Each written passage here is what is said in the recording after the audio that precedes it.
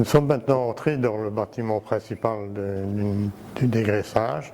Alors, ça veut dire quoi le dégraissage? On peut d'abord regarder une toison de mouton. Dans la toison de mouton, qu'est-ce qu'on a?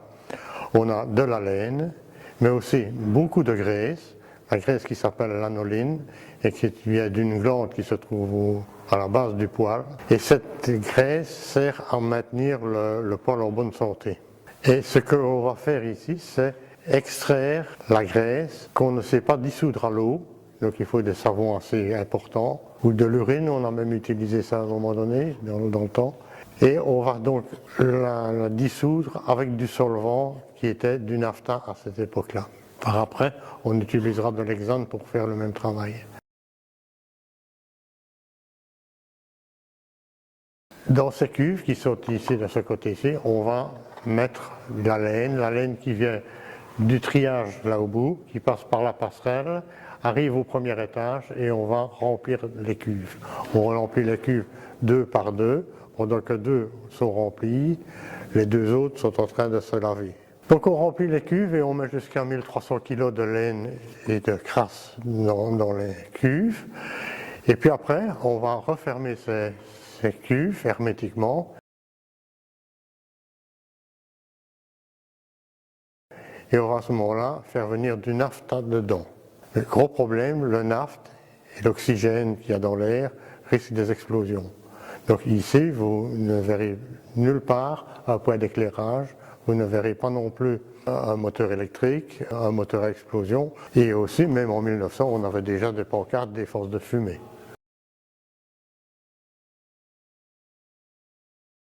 Pour pouvoir ne pas avoir d'oxygène dans les cuves, ce qu'on va faire, on va enlever tout l'air et le remplacer par un gaz qui permettra de ne pas exploser.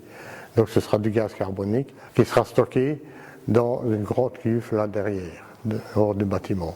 On va utiliser ce gaz carbonique en allant le chercher dans la grande cuve, le comprimer, et puis souffler le naphta à l'intérieur des cuves.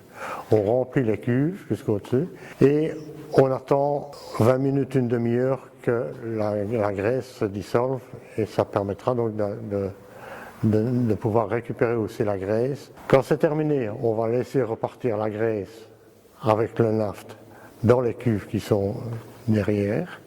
Le naphta pourra être utilisé pour plusieurs lavages jusqu'au moment où il n'est plus capable de dissoudre la graisse.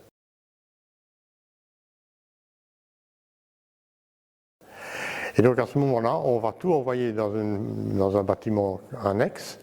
Et là, ce sera ce qu'on appelle la distillerie. On va retirer le naphta de la lanoline, cette graisse, qui s'appelait ici la solvantine, le nom de l'usine. Donc cette graisse qui va partir en pharmacie. Alors vous l'utilisez tous sur vos derrières pour vous protéger de l'urine, des engelures, pour protéger les seins de la dame pendant l'allaitement. Et ce qu'il va falloir faire maintenant, c'est sécher la laine. Pour sécher la laine, un gros compresseur qui se trouve dans la salle à côté va comprimer du gaz carbonique. Celui-ci va passer dans les cuves, ressortir et puis passer dans un condenseur qui va séparer le gaz carbonique du naphta en vapeur. Et ce naphta qui est condensé va retourner dans les cuves de naphta. Ce sera du naphta propre à ce moment. Puis, après le condenseur, on passera dans un réchauffeur qui est alimenté avec la vapeur sortant des machines, donc qui a déjà été utilisé dans les machines à vapeur, et on va donc réchauffer le gaz carbonique qui va retourner dans la cuve et repasser. On va faire passer ce gaz carbonique plusieurs fois pendant environ une demi-heure, une heure, pour enlever vraiment tout le naphta. Alors qu'est-ce qu'il nous reste dans les cuves après? Eh bien, il nous reste du gaz carbonique, de la laine bien entendu, et encore quelques vapeurs de naphta. Donc il est absolument impossible de rentrer pour vider les cuves.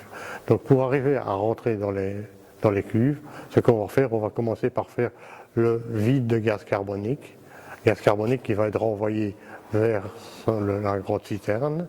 Et puis après ça, on ventilera de l'air frais à l'intérieur de la cuve pour pouvoir faire en sorte que les gens puissent entrer dans la cuve et ressortir la laine dehors. Donc ceci, c'est le processus de lavage de la laine. Maintenant, on va un petit peu se diriger vers l'endroit où il y avait le monsieur qui dirigeait toute la partie de l'usine et pour vous montrer qu'il ne fallait pas se tromper dans les manœuvres que l'on faisait.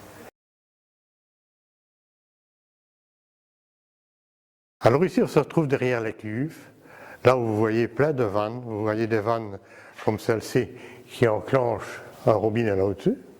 Vous en avez d'autres qui se trouvent à même le sol et qui ouvrent une vanne qui se trouve dans la cave, et d'autres qui sont directement sur la vanne.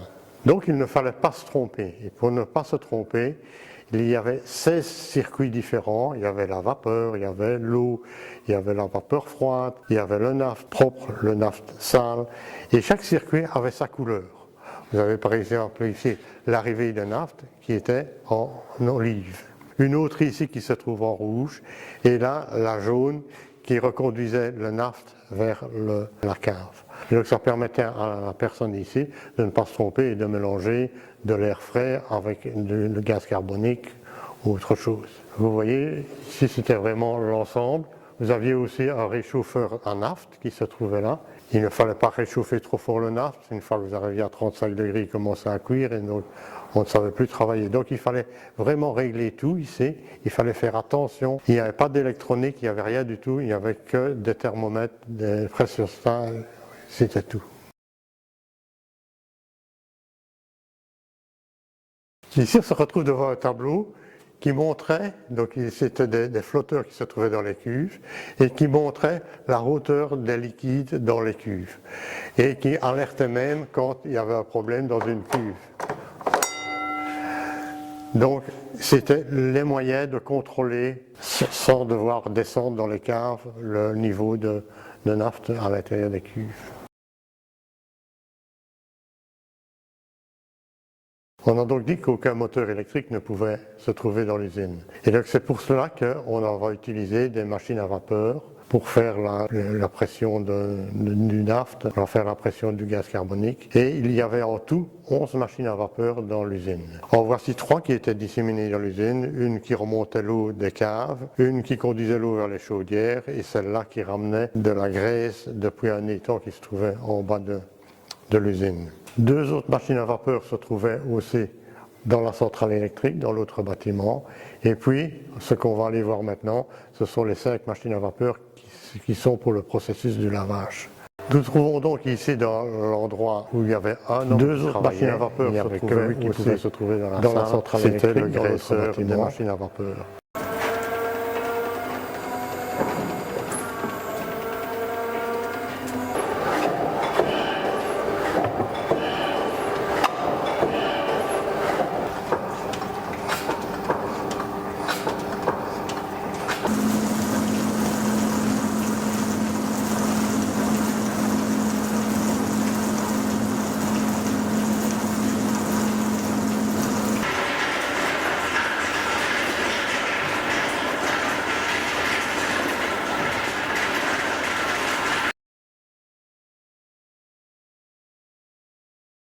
Donc on a vu tout à l'heure le premier bâtiment qui était le triage de la laine, le deuxième qui était l'extraction de la graisse, et puis celui-ci c'est l'énergie. Alors l'énergie en 1900, M. Mertens avait conclu qu'avec 3 chaudières, cela pourrait suffire pour faire tourner l'usine. Donc les 3 premières chaudières ont été construites par chez Pied-de-Bœuf en 1900. La 4e chaudière a été construite en 1928. Par chez Pied-de-Bœuf aussi, parce que la demande de vapeur était plus grande dans l'usine. Après cela, en 1938, l'intervapeur a été construit et on a pu distribuer la vapeur par la ville et donc les machines ici se sont arrêtées. Donc le charbon se trouvait là derrière et était amené dans les gueulards qui se trouvent ici. Il y a 2 gueulards par chaudière. L'eau était stockée dans un grand réservoir qui se trouve dans la ruelle, là, plus loin, et la vapeur repartait par des gros tuyaux qui se trouvent là au-dessus. En 1900 aussi, il y avait des machines à vapeur qui entraînaient des dynamos. Les machines à vapeur ont été construites par la firme Beulings à Bruxelles et les dynamos ont été construites par chez Dulay, les ancêtres des ASEC.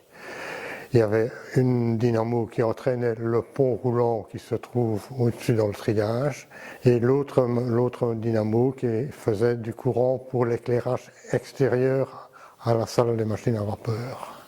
Les deux machines se trouvaient ici et ont tourné jusqu'en 1929, jusqu'au moment où le courant est arrivé par une cabine à haute tension et donc on a pu arrêter la fabrication du courant en interne. Après 1929, on a transformé la pièce ici et à la place des machines à vapeur, on a installé des machines de conditionnement pour mesurer l'humidité de la laine. Au jour d'aujourd'hui, il reste les assises des machines à vapeur qui sont dans la cave et qui sont toujours là. On ne saurait pas vous les montrer.